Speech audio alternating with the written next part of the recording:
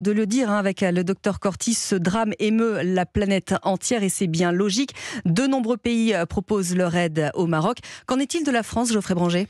Eh bien, de nombreuses personnalités et associations ont lancé des collectes ou des appels aux dons pour venir en aide aux Marocains sinistrés. La Croix-Rouge française, par exemple, est déjà sur place. Florent Vallée, directeur délégué de l'urgence et des opérations de secours. Si on veut pouvoir accompagner dans la reconstruction, si on veut pouvoir aider les populations, si on veut pouvoir envoyer du matériel ou des spécialistes, on a besoin de fonds, bien évidemment. C'est pour ça que la Croix-Rouge a lancé un appel à dons.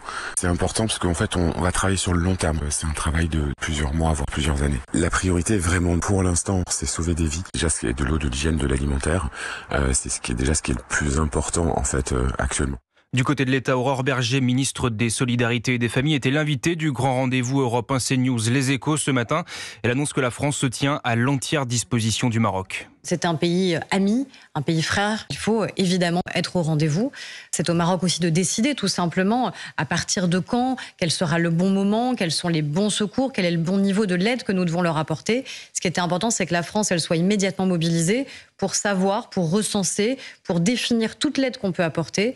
Et après, c'est le Maroc, pays souverain, qui décidera évidemment quand et si nous devons intervenir. La France attend donc le feu vert du Maroc, moyens financiers, renforts humains, dons de matériel médical, alimentation, infrastructure. C'est tout un ensemble de leviers qui pourraient être actionnés en quelques heures. Merci beaucoup Geoffrey Branger.